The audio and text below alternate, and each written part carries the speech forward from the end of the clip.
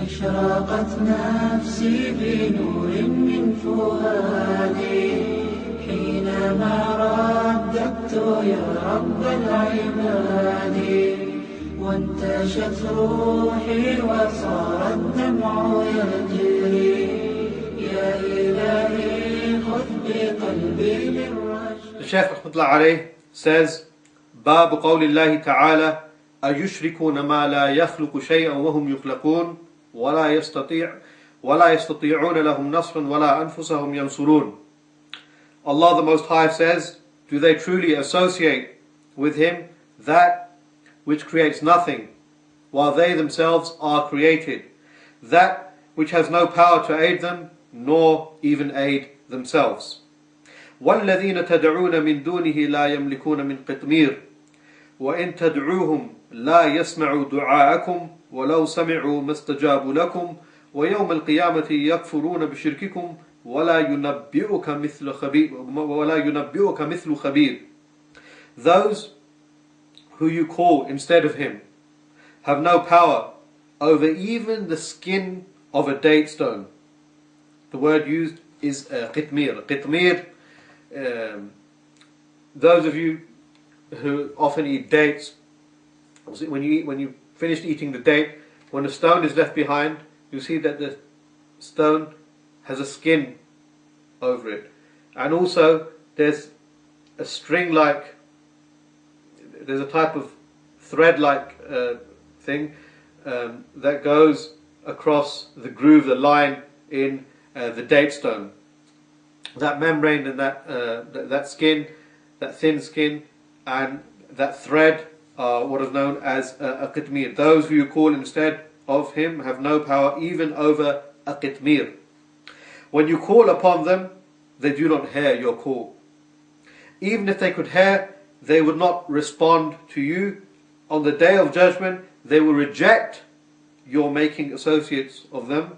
No one can inform you like the one who is all aware. So in these two ayah, the first ayah and the second ayah, Allah subhanahu wa ta'ala, He rebukes those, He censures those who worship other than Allah subhanahu wa ta'ala. And then He demonstrates the falsity of their actions, explaining that their gods are completely devoid of the characteristics of rububiyyah. They cannot create, they cannot assist, in fact they cannot even help themselves. They have no power, no ability to control even the smallest, most insignificant created things like a qitmir, skin and thread that are found around a date stone. And they are unable to respond to supplications. And they themselves are subject to Allah subhanahu wa ta'ala's command. Because they are subject to Allah subhanahu wa ta'ala's command, they are in need of Allah subhanahu wa ta'ala. Therefore turning to them is completely nonsensical, makes no sense, and therefore one should only turn to the Creator. One should only turn to Allah subhanahu wa ta'ala, who is the Creator, the Sustainer, the one who has power over all these things. He is the one to whom any form of worship should be directed. So these two ayahs, they prove Allah subhanahu wa ta'ala's right to be worshipped alone. So this is a form of proving Tawhid Al-Uluhiyyah through Tawhid Al-Rububiyyah, which the mushrikun acknowledge, which is ingrained in the fitrah of the creation.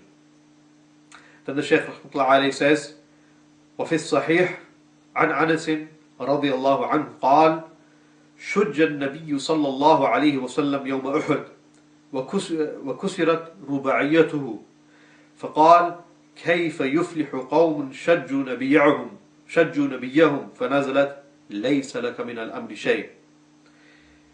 وفيه عن ابن عمر رضي الله عنهما أنه سمع رسول الله صلى الله عليه وسلم يقول إذا رفع رأسه من الركوع من الركعة الآخرة من الفجر يقول اللهم لعن فلانا وفلانا يقول سمع الله لمن حمده ربنا ولك الحمد فأنزل الله ليس لك من الأمر شيء.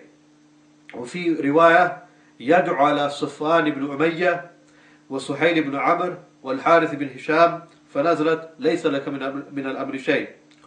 It is recorded in the Sahih on the authority of Anas on the day of Uhud that the Prophet ﷺ suffered a head wound and his molar tooth was broken. He said, "How can a people who wound their Prophet be successful?"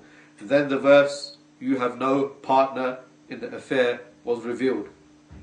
It also has a hadith in which Umar said he heard Allah's Messenger ﷺ saying, when he raised his head from the ruku in the last rak'ah of Fajr, praying, saying, "Allah, oh Allah, curse, put your la'na on so and so and so and so," after having said, "Allah has heard the one who praised him, O Lord, and to you belongs all praise." Then Allah revealed, "You have no part in the affair." Another narration has, he was supplicating against Safwan ibn Umayyah, Suhail ibn Amr, and Al-Harith ibn Hisham. Then the verse was revealed. This hadith, with all its narrations, shows that Allah's Messenger ﷺ, who is the greatest of mankind, the leader of the children of Adam, that he is devoid of the characteristics of rububiyyah.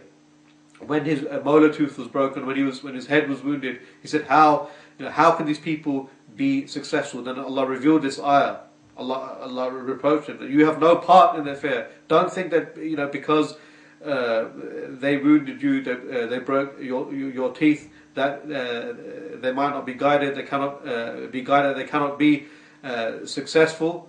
This affair, this is only under Allah subhanahu wa ta'ala's control. It is not under your control. لَيْسَ لَكَ مِنَ الْأَمْرِ شَيْءٍ. That you have no part, you have no control in the affair. Allah's Messenger sallallahu alaihi wasallam, he put his curse, he made a dua of la'na on some of these mushrikeen.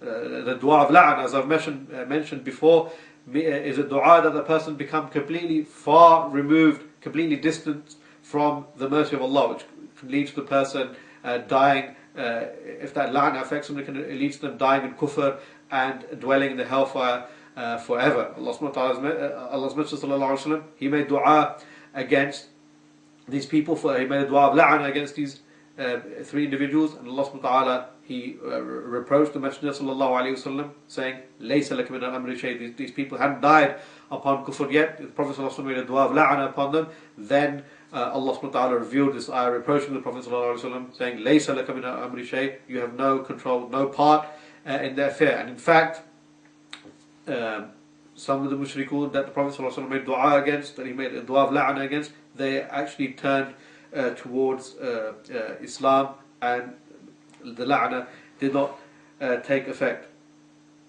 Another narration has, he was supplicating against Safwan ibn Umayyah, Suhail ibn Amr, Harith ibn Hisham, and then this verse was revealed. So these narrations, they all prove that the Prophet ﷺ, that he has no say in the affair, he has no part in the affair, he has no share in controlling the heavens and earth, he has no control over these affairs.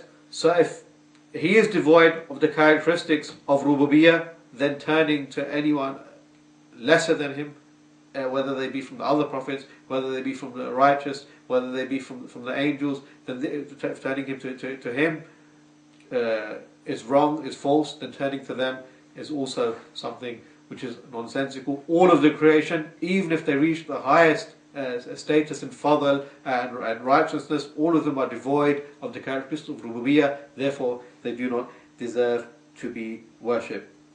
As a side point, a side note, issue of making a dua of la'na upon an individual living kafir, or one we cannot know for certain he died upon kufr. This hadith is cited by the majority of the ulama that it is not permissible to make a dua of la'na upon an individual living kafir, living unbeliever.